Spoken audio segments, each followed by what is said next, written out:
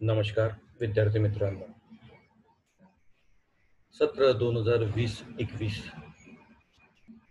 या सत्रामध्ये B A final year 5th semester मध्ये जो अभ्यासक्रम आपल्याला आहे किंवा तत्वज्ञान या विषयात तत्वज्ञानाच्या ज्या शाखेचा आपण विचार करणार आहोत किंवा अध्ययन करणार आहोत, ती शाखा आहे भारतीय ज्ञानमीमांसा आणि तत्वमीमांसा, अर्थातच इंडियन एपिस्टेमॉलॉजी अँड मेटाफिजिक्स. मित्रांनो, हे अध्ययन करत असताना सर्वात आधी फिफ्थ सेमिस्टरचा 5व्या सत्राचा काय सिलेबस आहे याच्याकडे आपण थोडक्यात लक्ष देऊ. भारतीय ज्ञानमीमांसा याचे एकूण 2 युनिट आहेत. युनिट नंबर 1 आणि युनिट नंबर 2. त्यामध्ये ज्ञान, ज्ञानाचं स्वरूप आणि ज्ञानाची व्याप्ती याचे अध्ययन आपल्याला करावयाचे आहे. तर युनिट नंबर 1 मध्येच दुसरा भाग जो आहे त्यामध्ये आपल्याला प्रमा आणि अप्रमा आणि व्याख्या व त्याचे प्रकार यांचं अध्ययन करायचं आहे. युनिट नंबर 3 मध्ये आपल्याला प्रमाण आणि त्याची व्याख्या आणि त्याचे प्रकार यांचं अध्ययन करायचं आहे. तर युनिट नंबर 2 मध्येच दुसऱ्या भागामध्ये आपल्याला प्रामाण्यवाद, त्याची व्याख्या आणि त्याचे प्रकार यांचं अध्ययन करायचं आहे.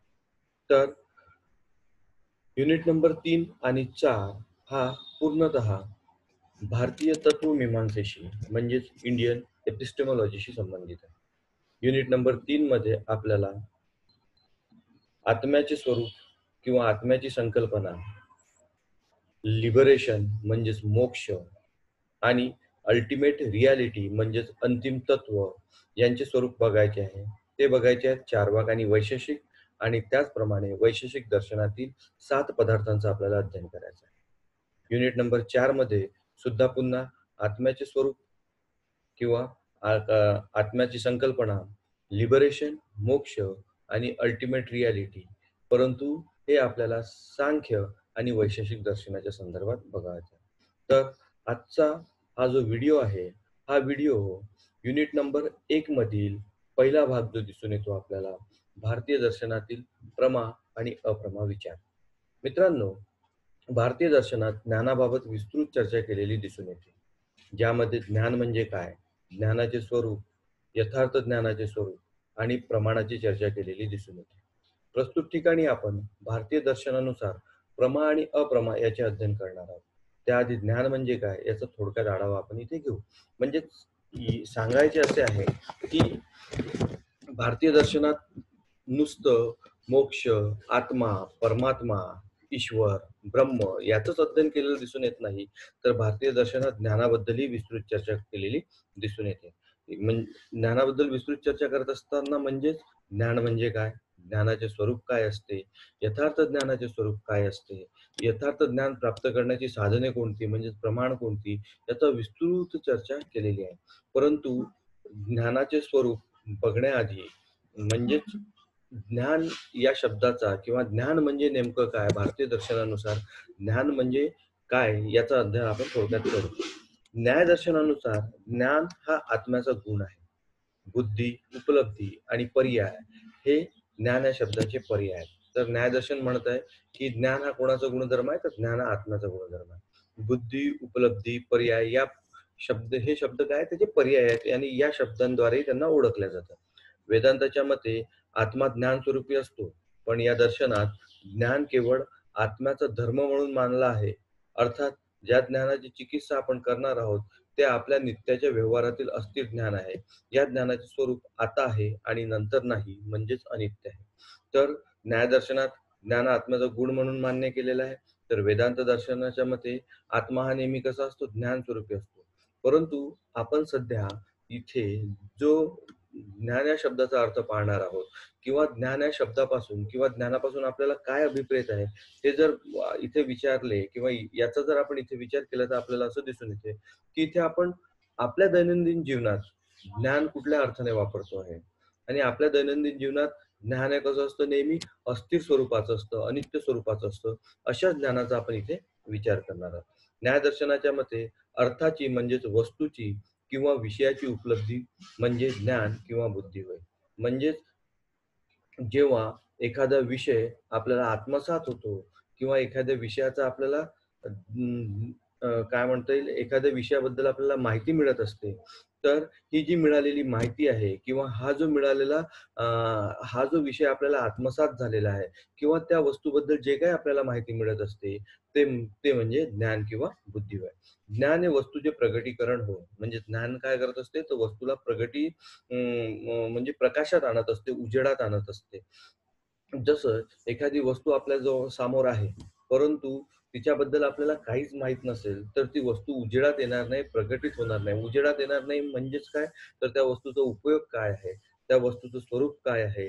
त्या वस्तूबद्दल आपण अं, अ, काय म्हणू शकतो? किंवा त्या वस्तूचे महत्त्व काय आहे? हे आपल्याला कळणार नाही. आणि ज्ञान काय करत असते? तर वस्तूचं हे स्वरूप, त्याचे महत्त्व, काय म्हणतात त्याचे उपयोग हे आपल्याला प्रकाशित करत असते आणि म्हणून ज्ञान हे काय असते? वस्तूचे प्रगटीकरण असते. न्यायदर्शन हे व्यवहारवादी तसेच वास्तववादी असल्यामुळे नित्याच्या व्यवहारातील अस्तित्व ज्ञानाची ते चर्चा करतात. मी वरच सांगितलं, की आपण इथे फक्त नित्याच्या व्यवहारातील म्हणजे व्यावहारिक किंवा दैनंदिन जीवनातील जे अस्तित्व ज्ञान आहे त्याचाच इथे आपण विचार करू. न्यायदर्शनानुसार ज्ञानाचे 2 भाग आहेत. एक आहे अनुभव आणि दुसरा आहे स्मृती. तर स्मृती म्हणजे पूर्वानुभवातून निर्माण झालेल्या संस्कारामुळे होणारे ज्ञान आहे. आधी अनुभव आलेला असतो व नंतर त्याचे स्मरण आपल्याला होत असते. म्हणजे स्मृती या शब्दाची व्याख्या काय लावलेली आहे, तर मला जे पूर्वी अनुभव झालेले आहेत, त्या अनुभवाचे जे संस्कार माझ्यावर पडलेले आहेत, त्या संस्कारामुळे जे मला ज्ञान होत असते, ते म्हणजे स्मृती होय. म्हणजे स्मृतीमध्ये काय घडत असते, की आपण आधी अनुभव घेत असतो आणि नंतर आपण त्याचं स्मरण करत असतो. जसं एखाद्या गावी किंवा एखाद्या रमणीय ठिकाणी तुम्ही गेले, तर तुम्हाला असं लक्षात येईल, की तिथे बघितलेली वस्तू आपण घरी येऊन आठवण त्याची करत असतो किंवा त्याची आपल्याला आठवण होत असते. केवळ संस्काराने निर्माण होणारे ज्ञान म्हणजे स्मृती आहे. म्हणजेच पूर्वानुभवाचे जे संस्कार आपल्यावर पडलेले असतात, तेच म्हणजे स्मृती आहे. आणि बाकी उरलेले सगळे ज्ञान आहे, म्हणजे स्मृतीच्या व्यतिरिक्त जे ज्ञान आहे, ते ज्ञान अनुभवामध्ये येत असते. या अनुभवाचे 2 भाग आहेत. एक आहे यथार्थ ज्ञान म्हणजेच प्रमा आणि दुसरा आहे अयथार्थ ज्ञान म्हणजेच अप्रमा.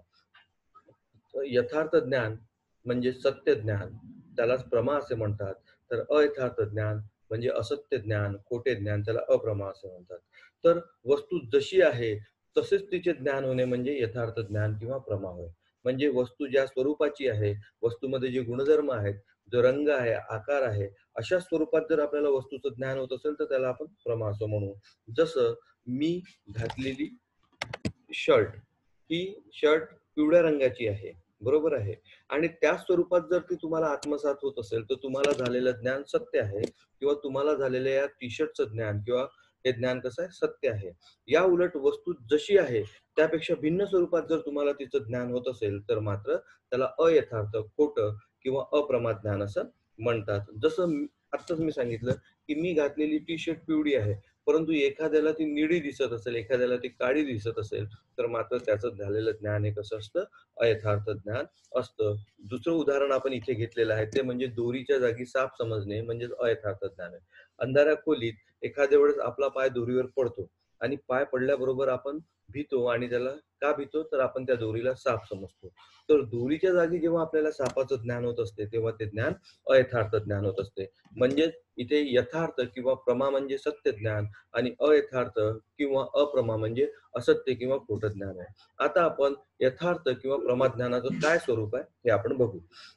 नैयायिकांच्या मते ज्ञानाचा प्रकार किंवा आकार अर्थासारखा किंवा वस्तूसारखा असला म्हणजे ज्ञान यथार्थ होते.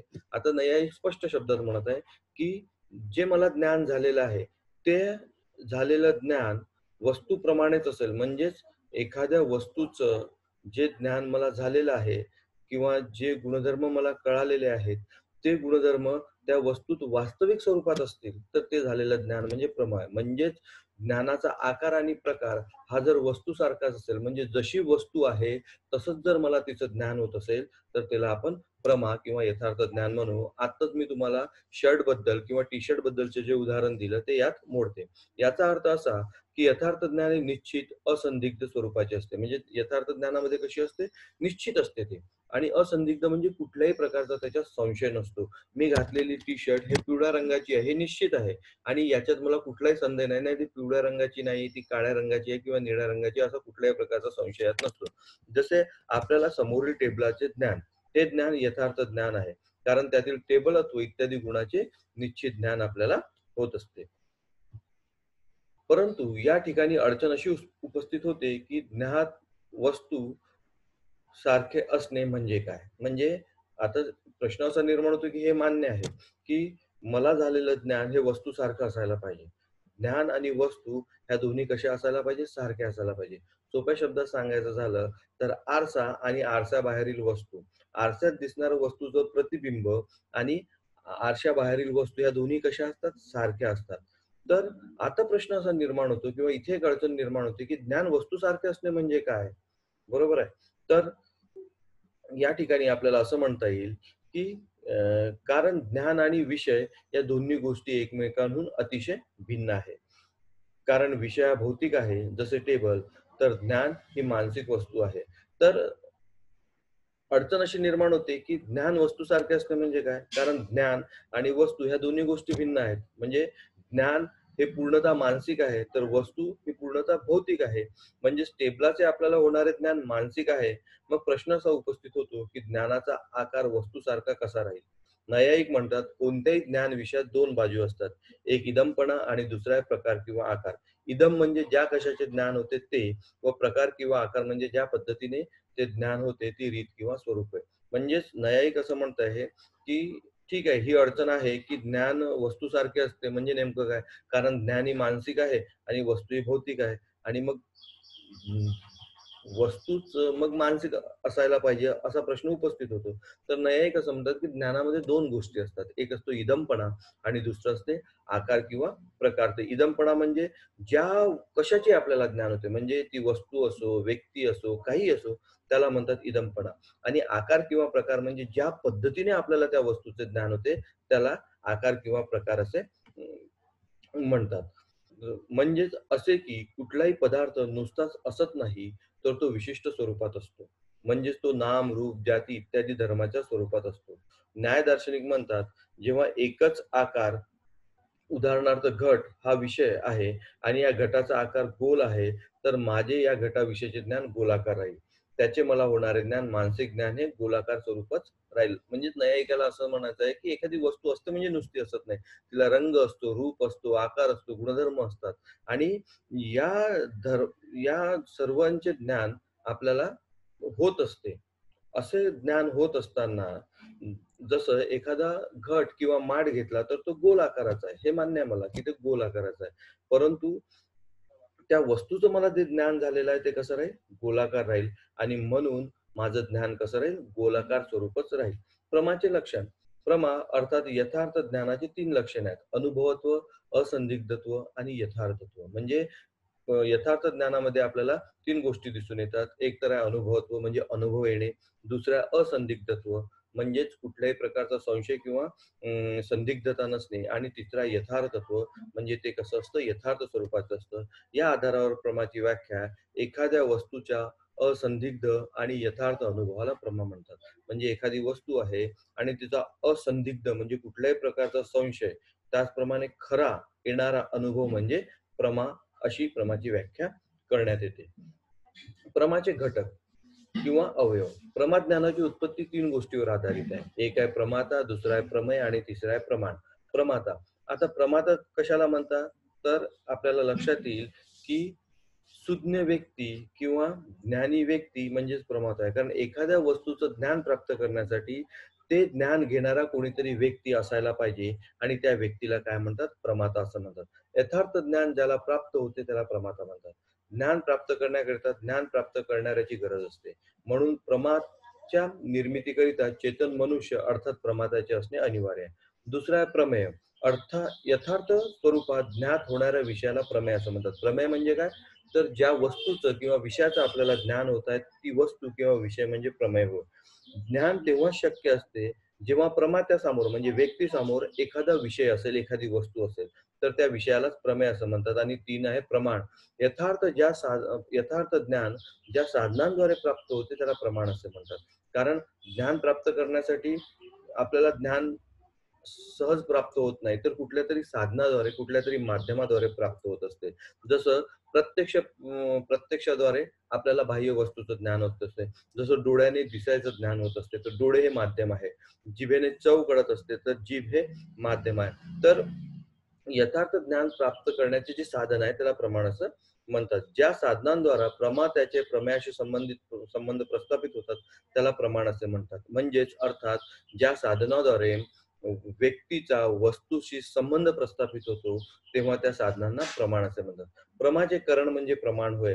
प्रमाण ज्ञानाच्या उत्पत्तीचे अत्यंत महत्त्वपूर्ण साधन आहे. प्रमाणामुळेच प्रमाचे स्वरूप निर्धारित होत असते. विविध प्रमाणाच्या आधारावर प्रमाचे नामकरण केले जाते.